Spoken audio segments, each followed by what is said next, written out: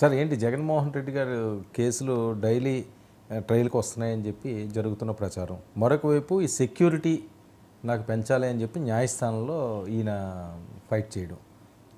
అంటే హైకోర్టు ఈరోజు మధ్యలో కామెంట్స్ చేసింది. ఒకటైతే ఆయనకున్న భద్రత తగ్గించకూడదు, మీరు అట్మోస్ట్ కేర్ తీసుకోవాలని. ఎవరైనా అదే అంటారు. టాకింగ్ నిన్న కూడా మనం మాట్లాడుతున్నాం కదా, ఒక నాయకుడు ఒక మాజీ ముఖ్యమంత్రి నా భద్రత మీద నాకు సందేహాలు వచ్చినాయి అన్నప్పుడు వాటిని నివృత్తి చేయాల్సిన బాధ్యత పోలీసుల మీద ప్రభుత్వం మీద ఉంటుంది. హైకోర్టు కూడా ఇప్పుడు అదే ప్రశ్నలు Z+ అంటున్నారు, కానీ జామర్లు పనిచేస్తున్నాయా లేదా, ఆయనకి ఇచ్చిన బుల్లెట్ ప్రూఫ్ కారు వెహికల్ సరిగా లేదని ఆయన ఫిర్యాదు చేస్తున్నారు. ఈ విషయాల మీద మాకు మళ్ళీ రిపోర్ట్ సమర్పించండి అని కేసు ఇప్పుడు మధ్యాహ్నానికి ఇప్పుడు మళ్ళీ వాళ్ళు సెషన్ ఇప్పుడు మొదలవుతుంది అనమాట వాళ్ళ విచారణ. కాబట్టి ఈ ప్రశ్నలకు సమాధానం చెప్పాల్సి ఉంటుంది. ఇంకా రెండవది, నేను కోర్టులోనే తేల్చుకుంటానని మంత్రి కూడా ఎవరో అన్నారు. సో ప్రభుత్వ ప్రతినిధులు కూడా జగన్ ముఖ్యమంత్రిగా ఉన్నప్పట్లాగా అడుగుతున్నాడు, ఎలా ఇస్తారంటే ఎవరైనా ఎలా ఒక ముఖ్యమంత్రి ఓడిపోయిన తర్వాత మళ్ళీ ముఖ్యమంత్రి దిగుమని ఎలా అడుగుతారు నిజానికి. కానీ ఉన్నది చాలడం లేదని ఆయన చెప్తున్నారు, మేము ఇస్తున్నామని వీళ్ళు అంటున్నారు. అది న్యాయస్థానానికి కూడా డౌట్ వచ్చింది. మీరు ఫ్యాక్చువల్ పొజిషన్ ఏదో మాకు మధ్యాహ్నానికి ఇవ్వండి, మేము దాన్ని విచారిస్తామని చెప్పారు. ఏం చెప్తారో చూడాలి.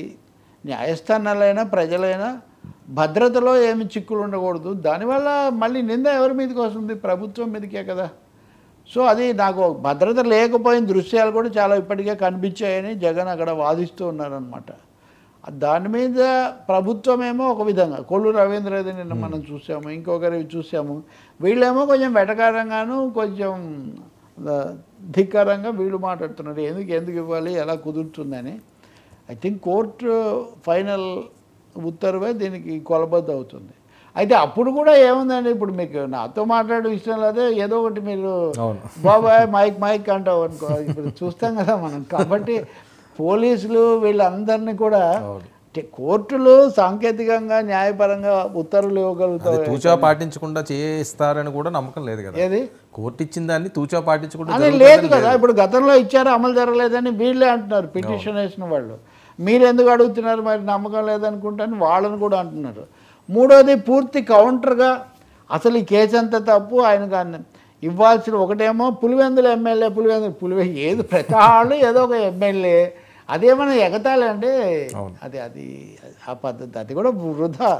ఎమ్మెల్యే కనీసం ఎమ్మెల్యేనా అయ్యారు కదా. కాబట్టి తప్పకుండా కోర్టుకు చెప్పాల్సి వస్తుందండి. ఇది ఎంతో కాలం దాటేయడం అది కుదరదు, అందులో సందేహమేం లేదు. బట్ ప్రశ్నలు మిగిలి ఉన్నాయి. నిజమా కాదా, ఆ తలుపు తెరుచుకోకపోవడం నిజమా కాదా, జామర్ ఉందా లేదా, తన ఇంటి దగ్గర దృశ్యాలు చూస్తే కూడా మీకు అర్థమవుతాయి భద్రత ఎలా కాంప్రమైజ్ అయిందో అని జగన్ అంటున్నాడు. ఇవన్నీ అక్కడ చర్చ జరుగుతుంది. కోర్టు కొంచెం లోతుగానే వెళ్తున్నట్టు కనిపిస్తుంది మనకు. వీటిని బట్టి అర్థమయ్యేది ఏంటంటే టెక్నికల్గా మొక్కుబడిగా ఏదో చెప్పి సరిపెట్టడం కాకుండా కొంచెం డైరెక్షన్స్ ఇవ్వడం, కామెంట్స్ చేయటం అక్కడ జరుగుతూ ఉంది. ఓకే. ఇంకా కేసులు ఆయన మీద ఉన్న కేసులు, క్విడ్ ప్రోకో కేసులు, వాటి మీద రఘురామకృష్ణరాజు వేసిన కేసు ఇప్పుడు సుప్రీంకోర్టులోకి వచ్చింది. ఓకే. అది ఈ హైకోర్టు నుంచి వేరే హైకోర్టుకు బదలాయించాలనేది ఆయన పెట్టిన కేసు.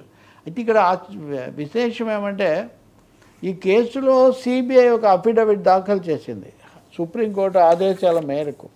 వాళ్ళు చెప్పింది ఏంటంటే Jagan legal team, political team వాళ్ళు దాగుడు మూతల గేమ్ ఆడుతున్నారు. ఈ గేమ్ ప్రకారం ఎప్పటికీ కూడా కౌంటర్ కేసు మీద, తీర్పు మీద మళ్ళీ సవాల్ చేసుకుంటూ, పిటిషన్ వేసుకుంటూ, న్యాయమూర్తుల ఉత్తర్వులు సరిగ్గా లేవు అనుకుంటూ ఎప్పటికప్పుడు అవి అమలు జరగకుండా ఆటంకాలు సృష్టిస్తున్నారు అన్నది వాళ్ళ మీద ఆరోపణ.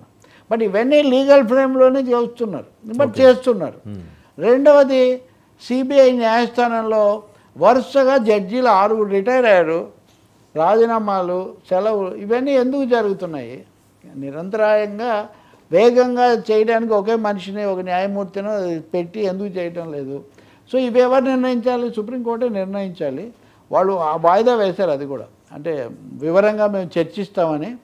సో షరామామూలుగా మన వాళ్ళు సీరియస్ ఆగ్రహము, క్వశ్చన్ మార్క్, మళ్ళీ వెంటనే జైలుకి ఎప్పుడు ఇలాంటివన్నీ కూడా వాళ్ళు పెడుతున్నారు. ఎక్కడో నేను చూశాను జేడీ లక్ష్మణ్ కూడా అప్పుడు ఈ కేసులు పెట్టి ఆయన కూడా ఏదో ఛానల్లో మాట్లాడుతూ ఉన్నారు, వేగంగా చేయడానికి అవకాశం ఉంది, అవన్నీ అప్పుడు చేస్తే ఒక కొలిక్కి తెచ్చాము, ఇప్పుడు ఎందుకు అంత వేగంగా జరగడం లేదు, ఈ కారణాలు ఏంటో తెలియదు అన్నమాట కూడా అంటున్నారు. కాబట్టి వేగవంతం చేసి ముగించడం అన్నది ఇక్కడ చాలా ముఖ్యం.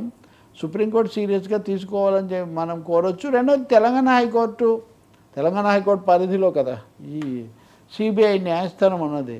తెలంగాణ హైకోర్టు ఇప్పటికే ఆదేశించింది, మీరు రోజువారీ ప్రాతిపదిక మీద డే టు డే బేసిస్ మీద దీన్ని విచారించండి, ప్రతి శుక్రవారం అన్నట్టుగా కాదన్నారు. సో ఆపరేషన్ నడుస్తుంది. ఆపరేషన్ ఆ కేసులో ఆపరేషన్ అయితే మొదలైంది. రఘురామకృష్ణరాజు పిటిషన్ వేసినప్పటికీ తెలంగాణ హైకోర్టు నుంచి ఇది వచ్చినట్టు లేదు, అప్పటికి తర్వాత ఇది వచ్చింది. దాని ఇంప్లికేషన్ ఏంటనేది వీ హ్యావ్ టు వేగవంతం అవ్వాలి. ఇంకా రెండో మాట ఉంది, ఒక జగన్ అనే కాదు, ఎవరి కేసులైనా వేగంగా జరగాలన్నదే ఇక్కడ ప్రశ్న. నేను తెలంగాణ హైకోర్టులో ఈ ఫిరాయింపుల కేసు అది వచ్చినప్పుడు కూడా తొందరగా తేల్చండి అని వీళ్ళు అడుగుతున్నారు, అది జరగట్లేదు. అవును. నేను ఒక మాట చెప్పింది సుప్రీంకోర్టు, ఏదైనా కేసులు ఆలస్యం అవుతున్నాయి అది ఇది అంటే ఎంత ఆలస్యం అయిందని కాదు మీరు తెలుసుకోవాల్సింది, ఏ కారణాల వల్ల ఆలస్యం అవుతున్నాయి అనేది మీరు తెలుసుకోవాలి అని సుప్రీంకోర్టు ఒక డైరెక్షన్ ఇచ్చింది. మరి ఇప్పుడు అది తెలుసుకుంటారేమో మనం, ఆ జగన్ నాటక సూత్రం ఏంటో తెలుసుకోవాల్సిన అవసరం ఉంది. ఓకే సార్, క్యాబినెట్ సమస్యల పరిష్కారం